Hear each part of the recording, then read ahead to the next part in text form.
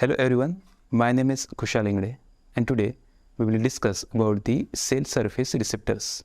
Here, one by one, we will learn about the different types of the cell surface receptors which are present over the cells. So first of all, about the introduction of the receptor.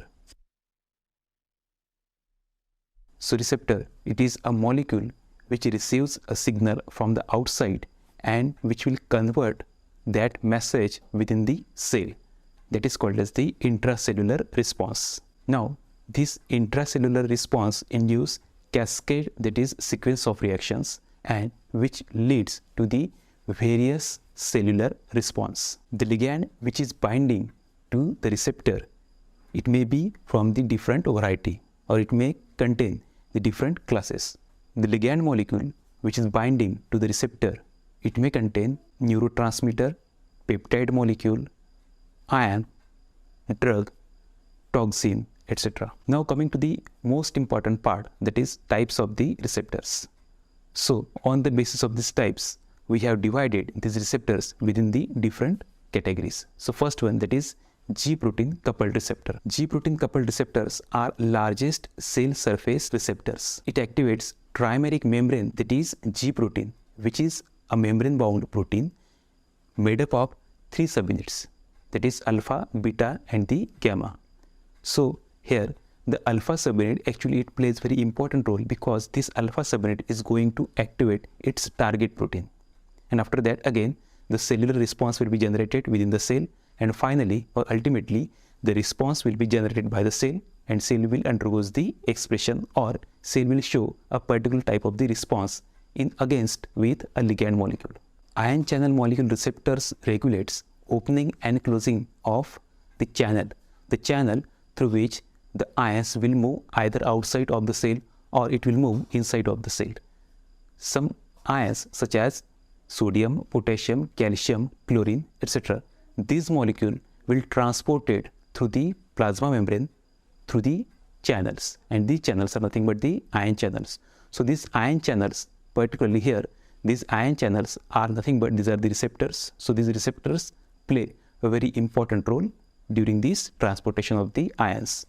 Now coming to the third type, that is enzyme linked receptors. These enzyme linked receptors are single transmembrane proteins and act like the enzymes. On the basis of these types, these enzyme linked receptors are further divided into the 6 types. So one by one we will learn about these types of these receptors. So first one, that is receptor tyrosine kinase. In short, it is called as the RTK, that is receptor tyrosine kinase. This receptor having a particular area which is present within a cytosolic phase.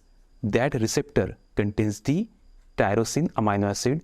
This tyrosine amino acid undergoes the phosphorylation, and after the phosphorylation it will generate the secondary response, and finally that cell will show a particular type of the response. So this is the receptor tyrosine kinase. The second type, that is tyrosine kinase associated receptors. So this tyrosine kinase associated receptors, nothing but this receptor again shows the phosphorylation of the tyrosine, and after the phosphorylation this receptor will activate the further cellular response. The third one, receptor serine threonine kinase. So in this type the receptor will contain the serine and threonine. So both this serine and threonine again undergoes the phosphorylation. As we know, this serine and threonine contains the hydroxyl terminal group over them. That's why this OH group or the hydroxyl group undergoes the phosphorylation, and after that the receptor will activate, and again this activated receptor will produce the cellular response. The fourth type, that is receptor like tyrosine phosphatase. So in this receptor, the tyrosine phosphatase, it means that whatever the tyrosine amino acid is there, tyrosine contains the phosphate group. This phosphate group will be removed by the enzyme that is called as the phosphatase. That's why this receptor, upon the activation or upon the binding with the ligand, it will remove its phosphate from the tyrosine amino acid, and after that it will activate. Further, after the activation, again the cellular response will be generated. Next one, that is receptor guanylyl cyclase. In this type, the receptor particularly, it will upon binding with the ligand, it will convert GTP into cyclic GMP, and this cyclic GMP act as a secondary messenger the production of this secondary messenger, that is cyclic GMP, will further again activate the other or various cellular responses within the cell. And sixth and the last one, that is histidine kinase associated receptors. In this type, this receptor undergoes the autophosphorylation.